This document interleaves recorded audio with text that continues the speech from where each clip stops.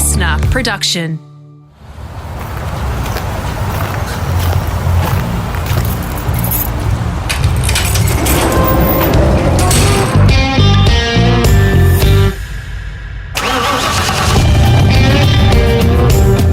I'm automotive commentator and journalist Greg Rust, and this is Rusty's Garage.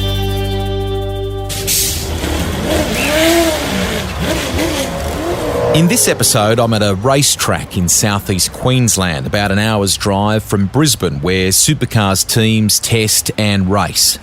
The bloke I'm about to talk to is regarded as the greatest of all time in this sport, the GOAT. Now with 7 championships and more than 100 race wins, it's Jamie Whincup, and his love of cars started early on in his childhood thanks to his uncle.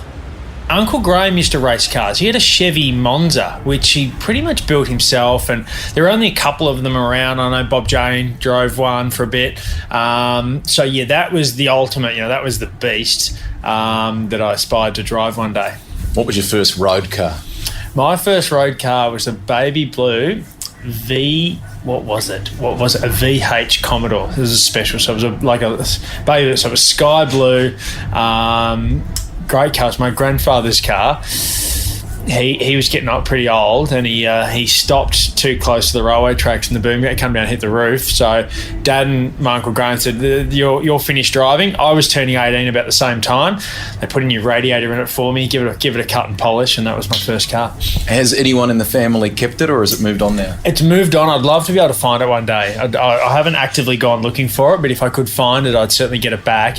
I ended up buying, my next car was a VT Commodore. That was the first car I brought. I saved up my money, went and got a bank loan and spent $19,000 on a VT Commodore Bellina, and I sold the VH for $1,500 and brought a new set of wheels for the VT, which was equal money. Saw some great pics of a 7-year-old Jamie Whincup racing karts recently. I think it was Remo Luciani, was it, back in those days? A guy who's out of Horsham in Victoria, a former racer who preps and runs karts now. Tell me about the first kart that Jamie Whincup owned. So we were good family friends with Mick Webb. Mick Webb ran Oscars. He raced himself. He's got a rich history in motorsport. And his son Michael, who I'm good mates with, raced rookies, little rookie kart. And my father and uncle brought the kart off him. Painted it bright red. Every car my uncle had was bright red. Painted it bright red, and that was my first go-kart. It was a Swiss Hutless rookie car. You say that you're a bit of a lost kid back then, but karting kind of gave you some direction, and it became something for you and for the family that was huge. 40 weekends a year you were doing it in the end, weren't you? Yeah, it was a big deal, and I'm very thankful for it. Sport's great. All my mates at school were having a good time playing footy, but karting for me, we travelled as a family, spent time as a family, and we competed. Everyone says, "Oh, gee, you're so competitive, Jamie. You can't. We can't have a simple game of bocce in the park without you getting too competitive with it." And unfortunately, I've grown up with it. Since I was 7 years old, every weekend was compete, respect your opposition, and enjoy beating them. Still have a kart in the garage now? Do you get out occasionally? I do have a kart. Yeah, I've just Michael Patrese, ex car racer. He runs a kart team now, so I've got the best setup of all time. He stores the kart, takes it to the track for me, and we've got a good group of mates together, and we all go karting, 4 or 5 times a year. It's a great thing. It just reminds me of what motorsport's all about. This V8 category, it's a lot of money. It's very commercialised, and we do have a lot of fun out there competing. But getting back in the karts with your mates and just battling it out, it's just refreshing to understand what motorsport's all about. Like most youngsters, you progress through from karts to Formula Ford, single seaters, no wings, Ford engine. That's unearthed some great stars, that category, over the last 50 years or so. But at that stage, you didn't necessarily think you might make a career out of this, did you? No, not at all. I don't think. I don't think many people do. It's a hobby. It's the thing to do on the weekend. If anything, you work all week and then you spend your money on the weekend driving your car around in circles. But one thing led to another, and all of a sudden, opportunities opened up, and I thought, wow, next minute, my profession was my hobby, all rolled into one. And there's a very small percentage of the population that can say that their hobby is their profession. So I'm very, very thankful for it. Supercars are essentially a family rocket on steroids. The bodywork resembles what you see in the dealership, but the engineering, the IP underneath, what goes into it transforms them. More than 640 horsepower.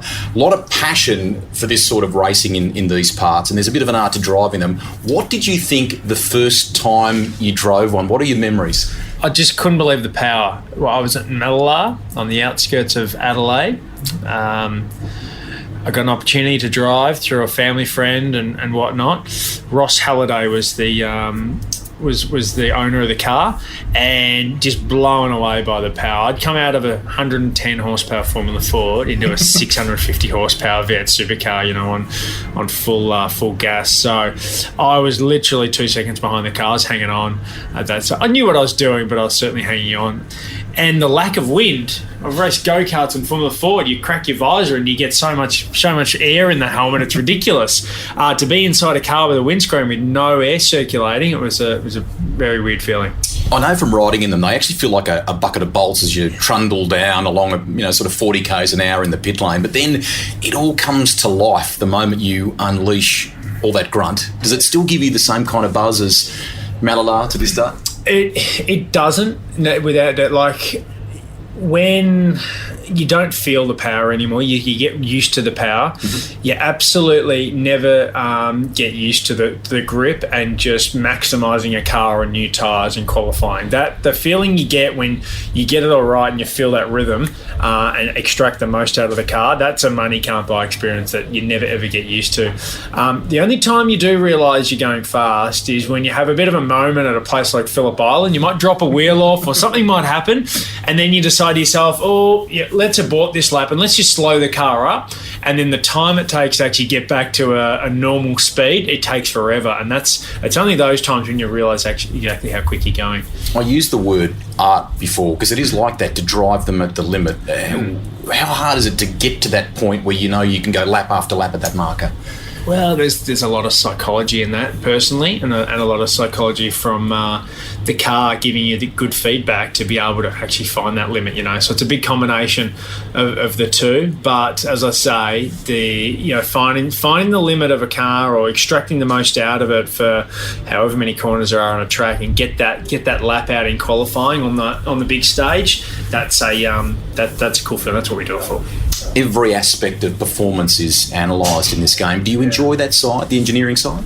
I do to a point. As I say, it's great to get out here and just absolutely try to find the most out of the car. But then at the same time, it's great to go back and just jump in the go-kart. We're still moving the wheels in and out and adjusting the tyre pressure and trying to go quicker, but we've just simplified the whole thing, and then it just it's all of a sudden that's a lot of fun as well. So,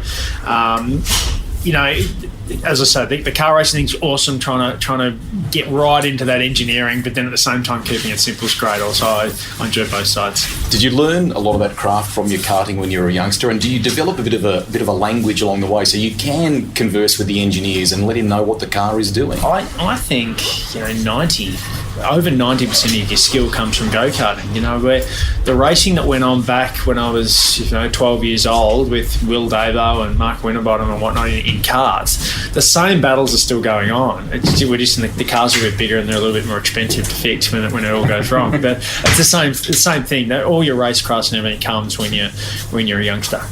From memory, you turned professional about 2002, and those early years were probably, by your own admission, character building. Lost the drive at Gary Rogers. You got on the phone and you hustled for things like that opportunity with the legendary Larry Perkins. You even finished 10th there at Bathurst with Alex Davis, and car had no brakes at the end. Yeah. In that period, did you ever lose the passion for it? No, I never lost the passion for racing, but I questioned the whole V8 Supercar category. it was hard work. I went through a real tough year with Gary, and then of course with Larry, where they were hard nuts. You know what I mean? They just called a spade, and I thought, do I really want to be involved with this? You know what I mean? But I moved on and did a year with Kevin Murphy at Tasman, and then got involved with Roland, who are also hard nuts, but they're hard but fair. You know what I mean? It's certainly a regional environment, and it wasn't until then that I realised, hey, this game's a good one. It's tough, but there's good people involved, and something people. I always like to surround myself with good people. You've now been here at the Triple Eight organisation, one of the best teams in this part of the world for 12 years. In that time, 6 championships, Bathurst wins, a century of race wins. Is there one trophy that you treasure the most, and why? Trophy-wise, it's all the surfboard is classic. We say it when we're at the Gold Coast, but it's true. Grabbing a surfboard, taking a surfboard home is a cool feeling. But one race win that always sticks to mind is race 1, 2012 at Clipsal 500. Passing Davo with half a lap to go after my father passed away the week before. That was pretty special. That was pretty surreal. We pitted a third time, so we did an extra pit stop, and the car was fantastic. I was just doing quali lap after quali lap, and got there with half a lap to go. Let's talk about Kate now. Yeah. Nickname for an enormously successful Holden Commodore, the Triple Eight build. You now own it. Yeah. Firstly, who christened it Kate, and why? I named her Kate. You're never going to get the reason why she's named Kate. But that race I was talking about in 2012, I was driving Kate at the time. I used her for 2.5 years. So it was debuted at the start of 2010, went to another car for the end of 2010, didn't like it, so went back to Kate for 11 and 12. So she's very special because of that race, particularly for me. But at the end of the day, it was that car was the end of the Vodafone era. It was the end of that old style car before we went to the car of the future. It's won 2 championships. It's won Bathurst, the 50th anniversary, with my good mate Paul Dumbrell. But it's won more races than any other car in the history of the sport. So you go back through every single car that's been involved in the touring car and V8 Supercar and now Supercar Championship. She stands on top, just above that Ambrose BA and I think Scathy's VT. So very special car. Talking to the greats of the sport of Bob Jane, Larry, Jimmy Richards, they all got advice to keep one of your cars. Whatever you do, keep one of your cars. So I took on that advice and made sure that 2012 car was very special. So I grabbed that, completely restored it, and it's my most prized possession sitting at home in the garage. Let's talk more about that then. Was it hard convincing your boss Roland Dane to part with it? Not really. No, I think he was happy for me that to have that car. He gave it to me for pretty much chicken feed, nothing, and helped me restore it. So the ironic thing is he actually owns the 2000, he owns chassis 10, which is the car that won Bathurst in 2006, the better electrical one. It's been moved around in between showrooms and whatnot, but it's both cars are actually sitting beside each other in my factory at the Gold Coast. So it's pretty cool, those cars sitting together. I get a mechanic down every 12 months just to turn the cars over and make sure they're staying fresh. But it's a great sight. Chassis 10 and Kate are living at home together. Were you hands-on in that restoration process? No, I wasn't. I'd like to say I was, but my ex number one mechanic, Gary Bailey, who worked with me in 06, 07, 08, he was retired. He had a workshop up at Toowoomba, so we sent the car up there, and he stripped it right back to the chassis, repowder coated the chassis. It's got brand new radiator, tyres, brakes, everything's been completely redone. Engine's all been rebuilt. The engine that won Bathurst in 2012, all fresh paint. It's a brand new race car, and as I said, most prized possession. Whincup is going to win this race. Currently, McLaughlin will win the championship unless he is penalised. Great work, guys. Great work. Proud of you. Awesome stuff. Assuming you're in sixth. A post-race pit lane penalty for car number 17 for a driving infringement.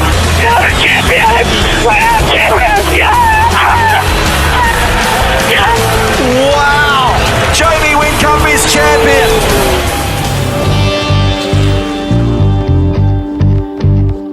This is Greg Rust, and you're listening to Rusty's Garage. More with Jamie Whincup in a moment.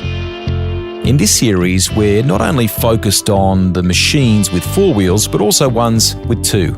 Motorcycle rider Troy Bayliss and I spoke about his time living in Monaco, learning to speak Italian so he could communicate with his racing team mechanics at Ducati, to his return to Australia with the family. So hard after all them years away, and then you come home and you're so used to being racing week in, week out, and maybe the spotlight. I don't know about the spotlight, but the winning or the competition. When I went down to see the team at Phillip Island for the first round of the World Superbikes, I was like so depressed. I could hardly even go into the box and speak to the guys. It just felt so wrong to even be there, and I felt like that for years. But I sort of, I used to go back and test the bikes and do a bit of work with the guys, and was always thinking, no, I should be back there racing. Plus, he let me in on a secret that his fans will be excited to hear. Listen to the full episode with Troy Bayliss here on Rusty's Garage. Hoon, a lout or hooligan, especially a young man who drives recklessly. As we record this interview, we're sitting in the team's transporter, the trailer.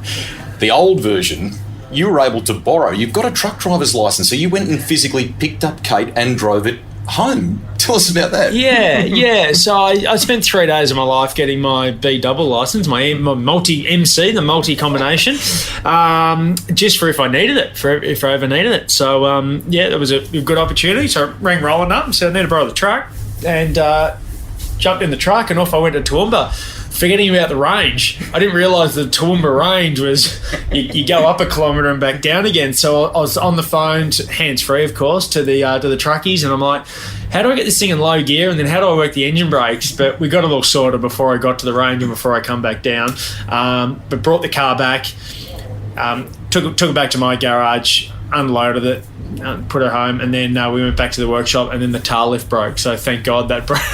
Thank God, it was very close. We could have had a broken tail lift in Toowoomba. I would have been in big trouble, but got it done. And I don't mind the truck. I've done a few bucks parties, and I'm always sober, Bob. I'm always the one. You've got a raceman in the next weekend that can't drive, so I'm always the one driving the minibus around or something. So a truck licence is valuable for that. Could you get anything more removed from a supercar than driving a truck? Not really, but we do a few events up through the country, and we do a couple of towns here and there, and have the car on display. So love the opportunity. Any opportunity I can get to drive the truck, I jump in. It's quite peaceful actually. It's like anyone that's driven a ride on the lawnmower and mowed the lawn for the day. It's a similar feeling. It's actually quite peaceful. Supercars still has its beloved V8s, but with an eye on the future as well. And the team here is now developing a twin-turbo V6. Yeah. What's it like? It sounds phenomenal, I think. Yeah, it sounds great. It is the future, and I'm just thankful that that Roland just keeps throwing out challenges. You know what I mean? It's never a dull moment. It's never gets stale here. I've been here for 12 years. There's always something new on the go, always something exciting to look forward to. And this V6 twin turbo is just another step in that. So there's some work to do, without doubt. It's our first engine put in the car. Sounds great, but there's so much more to come. We'll develop that engine, make it a real hardy horsepower, a high developed racing engine. So at the moment needs some work, but we'll get there, and it'll be a good thing. And I'm sure the fans on the hill will appreciate the sound, appreciate the work on how much power we're getting out of it in 6-cylinder.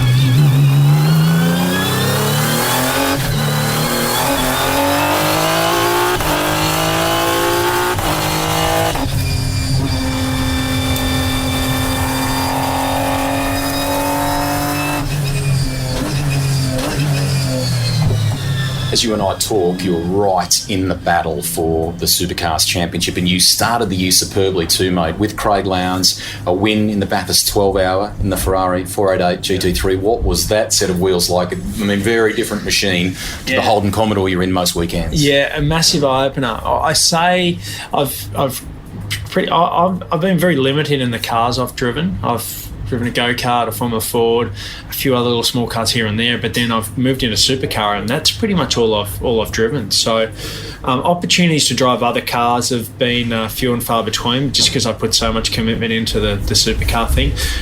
So to do Race of Championships is great, but then on top of that, to race $1 million Ferrari around Bathurst for the 12-hour, and then to stay on the top step of the podium, that was a great experience. One I'm very, very happy I committed to and made the most of, and to team up with Lowndesy again. I haven't teamed up with Lowndesy, I think, since 2009. So for us to jump back in and be teammates after 6 years was good fun. Are there other cars like that, maybe even other events globally that you might like to try at some stage? Of course. You know, there's Daytona, there's Le Mans, there's all those cracking events around the country. Driving, you know, GT cars as well is something that really appeals to me. As I said, I'm an all eggs in one basket sort of a guy. I'll be fully committed to one thing and then move on to the next. So I'm committed to this Supercar Championship. I don't want any distractions. But at some stage, I'll wind back and just be a co-driver, so to speak, and then certainly hope that I'm still young enough and still quick enough to be able to do some cool events here and there. Team are unpacking the truck. We can hear some of the noise in the background. In the past 12 months, you opened a car wash cafe on the Gold Coast, hands-on throughout the build, throughout the running of it. What did you learn about caring for cars and things like that? Is there a secret to washing them? Oh, absolutely, yeah. But the old school way of washing a car in the driveway with a bucket and sponge still applies to a $500,000 tunnel, you know, full-blown tunnel car wash. So a lot of people get it wrong. But at the end of the day, you got to wet the car down first, get most of the mud off, then apply the soap, and then of course, you know, wax and dry. So we apply that basic principle, but just do it very well with some high tech equipment. There's some good cars out there, but there's certainly some bad ones out there as well, you know. There's some cars that come in with the front bumper bar sticky taped on, or, you know, got some bubble gum on it. So we've got to be real careful that our machinery doesn't hurt the cars. But what's awesome, and especially and for the guys and girls that work for me, we get $500,000 cars. We get all sorts of McLarens, new Mercs. You know, there's a few Lambos around the area, Maseratis that they're absolutely the smorgasbord of exotic cars come through the car wash, and it's cool. I love getting in. I only drive 20 metres, but it's certainly a good buzz. If memory serves, you're quite fond of music too. What do you listen to when you drive? Oh, I'm all over the place. I'm really broad. I'm not a rap guy or a rock or old school hip hop or anything like that. I'm just broad. I just appreciate a good beat. I get the piss ripped out of me at times. Some of those good beats are fairly soft songs, you know, but just love a good beat. So I can't answer that, but say I love a good beat, and it's quite broad. Life after racing. What will you do? Will you still be involved in the paddock here somewhere? Will you, with team management? What will we do? I may have a short break, but I'm sure I won't be away for a long time. You know, I got involved in this sport when I was 7 years old. I've got no doubt I'll still be doing it when I'm 70 years old. I've got I'd love to be involved in the team after I stop driving. I feel like I've got a lot to offer in the sport. I'm a racer. I love competing. So it's going to be a sad day when I do decide to stop racing full time. But as I said, I'll be involved in this sport for a long time. You're not going to get rid of me too quick. A couple of final questions for you. For a young bloke or girl coming through now, what advice would you give them about competing in supercars, what the sport is like, what the cars are like to drive? What would you say to them? Well, I do a few school visits during the year, and I do cringe at the young kids. It's fine to aim high, but I do cringe at the young kids that say, I want to drive a V8 supercar, you know. Only because all the way through my go-karting and from the Ford days, I was never thinking of turning the hobby into a profession. I was just loving lived day to day, weekend to weekend, and just absolutely focused on the next weekend and didn't worry too much about the future. When you get older, you got to plan the future. There's more responsibilities with families and whatnot. But back then, just live one weekend at a time, and absolutely make the most of now, what's happening right now. If you do get the opportunity, if you are 0.01% of the population that gets through and does turn their hobby into their profession, absolutely make the most of it. But never forget what sport's all about. Sport is about enjoying it for what it is, competing, respecting your opposition, but enjoy beating them at the same time. Is there, you've already got Kate in the garage, we know that. Is there a grail car or bike for Jamie Whincup that you would like in the garage one day? What is it and why? There is a Nissan GTR with a number 1 on the door. I think it was the 92 Bathurst winner, with Scafie and Jimmy Rich's name on the door. I'd love that car, without doubt. That's my first memories of touring car racing. But I think it's got $1 million price tag on it, so it's a bit out of my range. But who knows? It might get cheaper one day, and I'll certainly acquire it. Fittingly, as you and I have been chatting here, Jimmy's son Stephen's on the other side of there typing away at the computer. Bathurst winner in his own right. He and I would love a good coffee, by the way, a cap or a latte. Do you do those at the cafe? I can do a good coffee. I can certainly supply that without doubt. A few teething issues. I was just going through my new baskets for the new machine I put in this morning. But any time, boys, any time. On the next episode of Rusty's Garage, I talk with Robbie Madison, a modern-day Evel Knievel, adrenaline junkie and engineering pioneer. This time, it's money that Robbie's putting on the line for a radical new type of motorcycle. As a kid surfing on the south coast of Kiama, I'd always sit in the ocean. I used to think, how good would it be to jump off this wave to that one over there? And now that's what my goal is. That's my vision. So I'm going to turn my KTM from 72 horsepower to 150 horsepower, supercharge it, and the thing's going to float, and we're going to be able to do freestyle motocross on the water. Learn about his bike that floats and how Robbie lives his life all in on the next episode of Rusty's Garage. Rusty's Garage is written and presented by me, Greg Rust. Series producer and editor is Alex Mitchell. Audio production by Darcy Thompson.